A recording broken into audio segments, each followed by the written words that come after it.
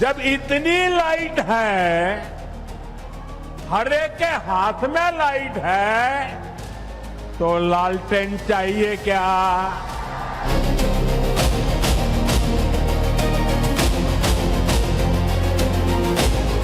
और भाजपा वाला अगर सबसे ज्यादा डराता है तो लालू जी से डराता है। हमारी सरकार बनेगी तो उस बिल को हम लोग कूड़ेदान में फेंकने का काम करेंगे।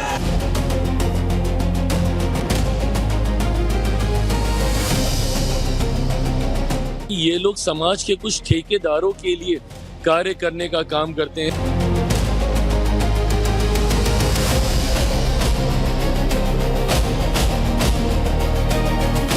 वो पद के लिए इतना तड़प रहा है कि कुछ भी बोल देंगे मुसलमानों का वोट हासिल करने के लिए।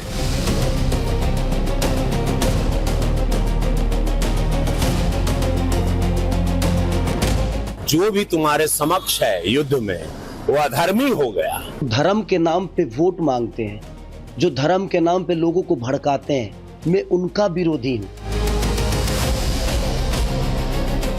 सनातन पर भिड़े दो भोजपुरी सुपरस्टार रवि किशन और खिसाड़ी के बीच किसने गर्दा उड़ा दिया, अब इसका चैप्टर। छठ के महापर्व के बीच पूरे देश की नजर बिहार इलेक्शन पर भी टिकी हुई है, क्योंकि यह चुनाव नरेंद्र मोदी और नीतीश कुमार की जोड़ी का टेस्ट है। लालू तेजस्वी राहुल गांधी के लिए भी बड़ा चैलेंज है कि नरेंद्र मोदी से कैसे पार पाएंगे। आप देखिए कि चुनाव की तारीखों के ऐलान से पहले पीएम मोदी हजारों करोड़ की विकास योजनाओं की सौगात देने में जुटे रहे और बिहार चुनाव का एजेंडा सेट किया। वहीं महागठबंधन के नेता वोट चोरी के मुद्दे पर माहौल बनाते रहे, जो चुनाव की तारीखें घोषित होते होते फुस हो गया।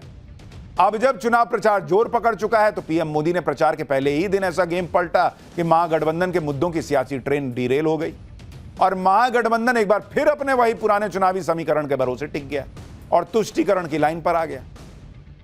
अब तक महागठबंधन के सीएम फेस तेजस्वी यादव घर घर सरकारी नौकरी की बात कर रहे थे। कह रहे थे कि जीविका दीदियों की नौकरी पक्की कर दूंगा, लेकिन उनका फोकस अब कैसे बिहार के 18% वाले मुस्लिम वोट बैंक को बचाने पर टिक गया, आज आपको पाठशाला में दिखाऊंगा। आपको यह भी बताऊंगा कि बिहार में मोदी नीतीश का वो 36 का आंकड़ा कौन सा है जिसमें लालू और तेजस्वी फंस गए हैं और मुस्लिम वोट बैंक के पीछे पीछे घूम रहे हैं।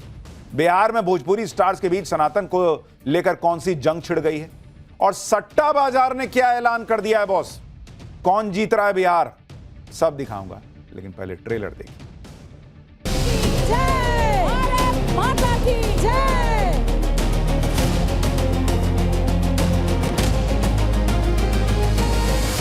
जब इतनी लाइट है, हर एक के हाथ में लाइट है, तो लालटेन चाहिए क्या?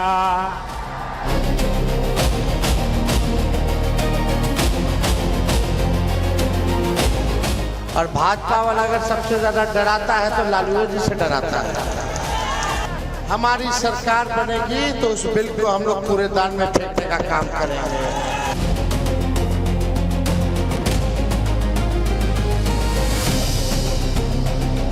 ये लोग समाज के कुछ ठेकेदारों के लिए कार्य करने का काम करते हैं।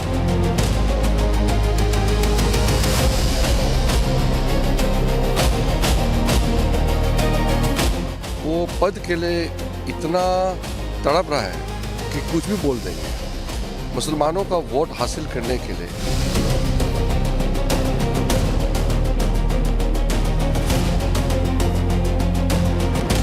जो भी तुम्हारे समक्ष है युद्ध में, वो अधर्मी हो गया। धर्म के नाम पे वोट मांगते हैं, जो धर्म के नाम पे लोगों को भड़काते हैं, मैं उनका विरोधी हूं।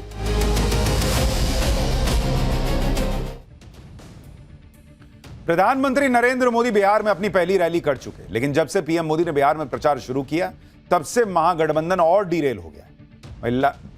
एसआईआर वाला मुद्दा तो फुस हो ही गया, राहुल गांधी गायब ही दिख रहे हैं। अब लालू तेजस्वी राहुल के महागठबंधन ने सीएम और डिप्टी सीएम के कैंडिडेट का ऐलान किया, लेकिन मुसलमानों पर बात आई तो फंस गए कि भाई किसी मुसलमान को नाम क्यों नहीं है, क्योंकि पहले ही बिहार के 18% मुसलमान वोटर्स में यह मैसेज जा रहा है कि क्या वो दरी बिछाने के लिए हैं। ओवैसी की पार्टी ने एकदम हल्ला मचा दिया कि मुसलमान का नाम काहे नहीं अनाउंस किया जी, मुसलमान खाली दरी बिछाएगा। इस नैरेटिव को काटने के लिए और मुसलमानों को खुश करने के लिए अब वक्फ कानून को कूड़ेदान में फेंकने की बात शुरू कर दी गई है। सुनिए तेजस्वी यादव क्या कह रहे हैं, किसी तरीके से 18% सटा रहे। और भाजपा वाला अगर सबसे ज्यादा डराता है तो लालू जी से डराता है। चाहे कोई बिल ये लोग लाते हो, आप लोगों से हम कहना चाहते हैं, वक्फ कानून का जो इन लोगों ने बनाया है, हमारी सरकार बनेगी तो उस बिल को हम लोग कूड़ेदान में फेंकने का काम करेंगे। अब तेजस्वी यादव से कोई पूछे कि जैसे उन्होंने हवाई वादा कर दिया कि हर घर में सरकारी नौकरी दे देंगे, वो पॉसिबल नहीं है। बजट नहीं है कि जो बाकी ऐलान कर रहे हैं वो पूरा हो पाए। उसी तरीके से कह दिए कि हम वक्फ कानून कूड़ेदान में फेंकेंगे, उससे क्या हो जाएगा? संसद से पास हुआ है, आपके कूड़ेदान में फेंकने से हो जाएगा? कोई फर्क ही नहीं पड़ेगा। फेंकिए कूड़ेदान में, फेंकिए मंगल ग्रह पे जाके फेंक दीजिए, वो फिर भी लागू रहेगा बिहार में। तेजस्वी यादव ने वोट बैंक के लिए वक्फ कानून को हथियार बनाया, तो एनडीए ने तेजस्वी के बयान को सत्ता की छटपटाहट बता दिया। किरेन रिजिजू जो केंद्रीय मंत्री हैं, उन्होंने तेजस्वी पर सवाल उठाए। चिराग पासवान ने उन्हें वक्फ कानून पढ़ने की नसीहत दी। देखिए लोग क्या कह रहे हैं तेजस्वी यादव से। अपने आप को सीएम कैंडिडेट बोलते हैं और इतना भी नहीं मालूम कि एक पार्लियामेंट का एक्ट को कहते हैं कि वो मुख्यमंत्री बनेंगे तो कूड़े में फेंक देंगे। ये किस तरीके की भाषा इस्तेमाल करते हैं? और मेरे ख्याल से एक तो तेजस्वी मैच्योर नहीं है, उसका ज्ञान नहीं है। दूसरा तो वो पद के लिए इतना तड़प रहा है कि कुछ भी बोल देंगे। मुसलमानों का वोट हासिल करने के लिए ऐसे कह देंगे कि आप वक्फ कानून को कूड़े में फेंक देंगे, ऐसे कैसे कह सकते हैं? अगर आपको इतनी ही चिंता है मुसलमानों की, तो पहले तो आप जानिए वफ्त के बारे में, पढ़िए कि क्या उसमें संशोधन किए गए हैं। दिक्कत ये है ना कि ये लोग समाज के कुछ ठेकेदारों के लिए कार्य करने का काम करते हैं, जबकि मेरी सरकार ने हमेशा प्रयास किया है कि हर वर्ग के जो गरीब लोग हैं उनको कैसे उनका हक अधिकार मिले।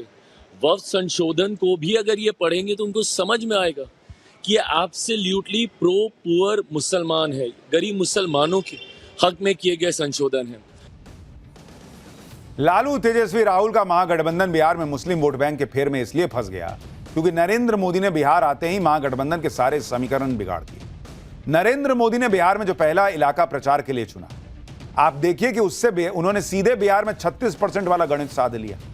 बिहार के राजनीतिक भूगोल में 5 प्रमुख इलाके आते हैं: तिरहुत, मिथिलांचल, कोसी सीमांचल, मगध और भोजपुर। इनमें मिथिलांचल बिहार की राजनीति में विशेष स्थान रखता है। इसमें मधुबनी, दरभंगा, समस्तीपुर जैसे जिले आते हैं। मिथिलांचल में 80 विधानसभा सीटें हैं, जो बिहार की कुल 243 सीटों का करीब 1/3 है। साल 2020 के विधानसभा चुनाव में एनडीए की जीत में मिथिलांचल का अहम रोल था और 2024 के लोकसभा चुनाव में बीजेपी और जेडीयू ने इस इलाके की सभी 7 की 7 लोकसभा सीट जीती थी।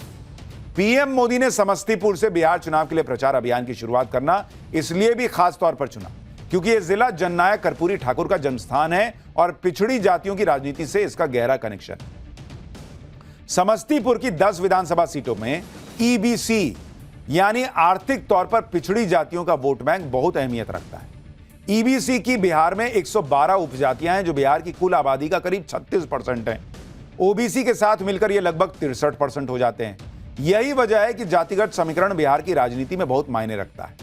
कर्पूरी ठाकुर ने बिहार में पिछड़ी जातियों के सशक्तिकरण के लिए काम किया और माना जा रहा है कि पीएम मोदी के कर्पूरी ठाकुर के गढ़ से चुनाव प्रचार की शुरुआत करने के पीछे की रणनीति यही है कि लोग पीएम मोदी को कर्पूरी ठाकुर का वैचारिक उत्तराधिकारी भी माने। बिहार में पीएम मोदी की धमाकेदार शुरुआत के बाद इंडी गठबंधन में खलबली मची। अब सूत्रों के मुताबिक बताया जा रहा है कि बिहार में कल प्रियंका वाड्रा बेगूसराय में चुनावी रैली कर सकती हैं, जबकि कई दिनों से बिहार से गायब राहुल गांधी भी 29 अक्टूबर को तेजस्वी यादव के साथ मुजफ्फरपुर और दरभंगा से ज्वाइंट रैली करके शुरुआत कर सकते हैं। इस बीच महागठबंधन ने मैनिफेस्टो तैयार होने का भी दावा किया है।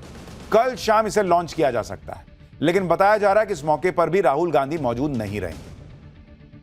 महागठबंधन में तालमेल के कंफ्यूजन के बीच सीएम नीतीश कुमार ने एनडीए में उनके और चिराग पासवान को लेकर फैल रहे कंफ्यूजन पर पानी फेर दिया। छठ पूजा पर नीतीश कुमार सीधे चिराग पासवान के घरे चले गए, उनके पूरे परिवार के साथ फोटो खिंचवा लिए और संकेत दे दिया कि बिहार चुनाव में एनडीए पूरी तरह एकजुट है। देखिए, क्योंकि पिछली बार कहा गया था कि चिराग अलग लड़े तो जेडीयू को नुकसान किए, नीतीश कुमार उठे, चल दिए चिराग के घर। पूरा किस्सा ही खत्म हो गया कि दोनों लड़ रहे हैं। बिहार चुनाव में एनडीए और महागठबंधन की कैसी तैयारी है, इसका इशारा सट्टा बाजार ने भी कर दिया है। अलग अलग सट्टा बाजारों के अनुमानों का औसत निकालें तो सट्टा बाजार क्या कर रहा है, सुनिए कि एनडीए को बिहार की 243 सीटों में से 144 से 146 सीट मिल सकती है, सट्टा बाजार दावा कर रहा है।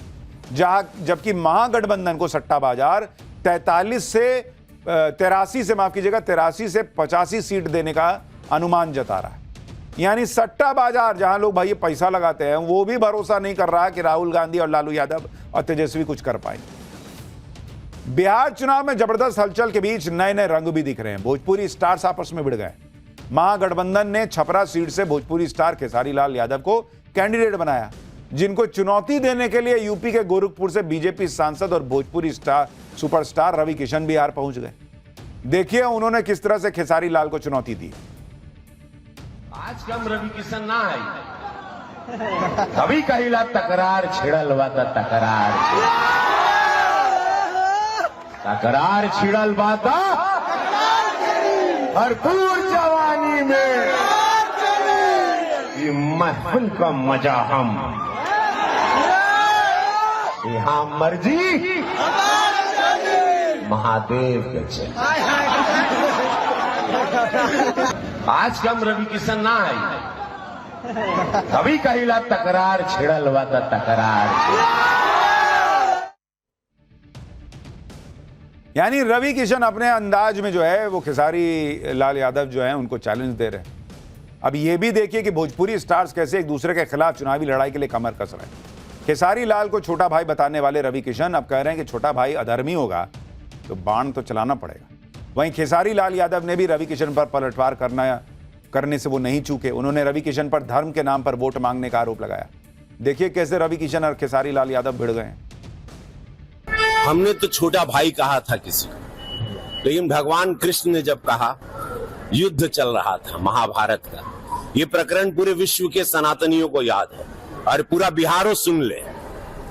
जब युद्ध चला तो अर्जुन कहा कि ये भगवान सामने भाई है, चाचा है, परदादा है, काका बा, छोट भाई बा, वो पटीदार है, क्या करे। तो भगवान कृष्ण क्या कहे जब पटीदार, चाचा, काका, भाई, बहन जो भी तुम्हारे समक्ष है युद्ध में, वो अधर्मी हो गया, वो सनातन के खिलाफ हो गया, वो स्वार्थ में चला गया, तब चूको मत, बाण चलेगा। भाई मैं धर्म के विरोध में कभी नहीं रहा और मैं धर्म के विरोध में नहीं, आज भी नहीं हूं। लेकिन जो धर्म के नाम पे वोट मांगते हैं, जो धर्म के नाम पे लोगों को भड़काते हैं, मैं उनका विरोधी हूं। अब उनको लगता है कि मैं उनकी सोच का विरोधी हूं तो मैं धर्म का विरोधी हो गया। मैंने राम के बारे में थोड़ी कुछ कहा। और रवि भैया के बात के लिए तो आप बिल्कुल कुछ मत कहिए। वो तो जीने के लिए कुछ बनाते नहीं है, वो तो मरने के लिए बनाते हैं। आपने उनका बयान सुना हो गया, माननीय आदित्यनाथ योगी जी के सामने बोल रहे हैं कि तुम लोग अगर यहाँ पे जलोगे गोरखपुर में तो सीधे स्वर्ग में जाओगे। तो वो जीते जी आपको कुछ नहीं देंगे। मरने के बाद का प्रोसीजर उनका जो है वो बहुत प्यारा होता है।